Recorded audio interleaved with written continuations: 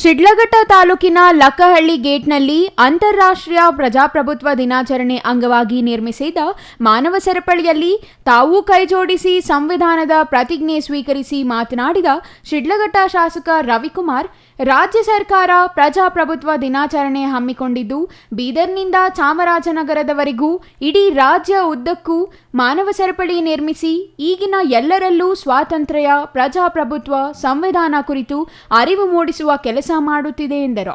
ಇನ್ನು ಶಾಲಾ ಕಾಲೇಜು ವಿದ್ಯಾರ್ಥಿಗಳು, ಸಂಘ ಸಂಸ್ಥೆಗಳ ಪದಾಧಿಕಾರಿಗಳು, ಜನಪ್ರತಿನಿಧಿಗಳು, ನಾಗರಿಕರು, ಅಧಿಕಾರಿ ಮತ್ತು ಸಿಬ್ಬಂದಿ ಎಲ್ಲರೂ ಈ ದಿನಾಚರಣೆಯಲ್ಲಿ ಭಾಗವಹಿಸಿ ಮಾನವ ಸರಪಳಿ ನಿರ್ಮಿಸಿದ್ದು ಎಲ್ಲರಿಗೂ ಧನ್ಯವಾದ ತಿಳಿಸಿದರು. ತಹಸೀಲ್ದಾರ್ ಬಿಎನ್ ಸ್ವಾಮಿ ಸಂವಿಧಾನದ ಪೀಠಿಕೆ ಓದಿ ಪ್ರತಿಜ್ಞಾವಿಧಿ ಬೋಧಿಸಿದರು. ಒಂದು ಸಾರ್ವಭೌಮ, ಸಮಾಜವಾದಿ, ಸರ್ವಧರ್ಮ ಸಮಭಾವದ ಪ್ರಜಾಸತ್ತಾತ್ಮಕ ಗಣರಾಜ್ಯವಾಗಿ ರಚಿಸಲು ಮತ್ತು ಅದರ ಸಮಸ್ತ ನಾಗರಿಕರಿಗೆ ಸಾಮಾಜಿಕ, ಆರ್ಥಿಕ ಮತ್ತು ರಾಜಕೀಯ ನ್ಯಾಯ, ವಿಚಾರ ಅಭಿವ್ಯಕ್ತಿ, ವಿಶ್ವಾಸ, ಧರ್ಮಶ್ರದ್ಧೆ ಮತ್ತು ಉಪಾಸನಾ ಸ್ವಾತಂತ್ರ್ಯ, ಸ್ಥಾನಮಾನ ಹಾಗೂ ಅವಕಾಶ ಸಮಾನತೆ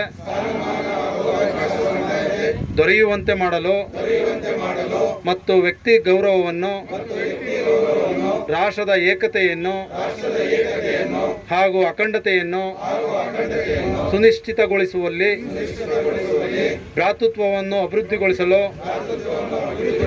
ಶ್ರದ್ಧಾಪೂರ್ವಕ ಸಂಕಲ್ಪ ಮಾಡಿದವರಾಗಿ ಈ ಮೂಲಕ ಪ್ರತಿಜ್ಞೆ ಮಾಡುತ್ತಿದ್ದೇವೆ. ಇನ್ನು ತಾಲೂಕಿನ ಚಿಕ್ಕಬಳ್ಳಾಪುರ ಗಡಿ ಭಾಗ ಲಕ್ಕಹಳ್ಳಿ ಗೇಟ್ನಿಂದ ಕೋಲಾರ ಗಡಿ ಎಚ್ ಕ್ರಾಸ್ವರೆಗೂ ಶಾಲಾ ಕಾಲೇಜು ವಿದ್ಯಾರ್ಥಿಗಳು, ಸಂಘ ಸಂಸ್ಥೆಗಳ ಪದಾಧಿಕಾರಿಗಳು, ಜನಪ್ರತಿನಿಧಿಗಳು, ನಾನಾ ಇಲಾಖೆಯ ಅಧಿಕಾರಿ, ಸಿಬ್ಬಂದಿ, ಅಂಗನವಾಡಿ, ಆಶಾ ಕಾರ್ಯಕರ್ತೆಯರು ಮಾನವ ಸರಪಳಿ ನಿರ್ಮಿಸಿದರು. ಇನ್ನು ಈ ಸಂದರ್ಭದಲ್ಲಿ ಇಒ ಹೇಮಾವತಿ, ಬಿಇಒ ನರೇಂದ್ರ ಕುಮಾರ್, ಸಮಾಜ ಕಲ್ಯಾಣ ಇಲಾಖೆ ಸಹಾಯಕ ನಿರ್ದೇಶಕ ಜಗದೀಶ್, ಟಿಎಚ್ಒ ಡಾಕ್ಟರ್ ವೆಂಕಟೇಶ್ ಮೂರ್ತಿ, ನಗರಸಭೆ ಅಧ್ಯಕ್ಷ ವೆಂಕಟಸ್ವಾಮಿ, ಅನಿಲ್ ಕುಮಾರ್, ಮಂಜುನಾಥ್, ಮನೋಹರ್, ಡಾಲ್ಫಿನ್ ನಾಗರಾಜ್, ಬಂಕ್ ಮುನಿಯಪ್ಪ ಮತ್ತಿತರರು ಹಾಜರಿದ್ದರು. ಛಾಯಾ ರಮೇಶ್, ಸಿಟಿವಿ ನ್ಯೂಸ್, ಶಿಡ್ಲಘಟ್ಟ.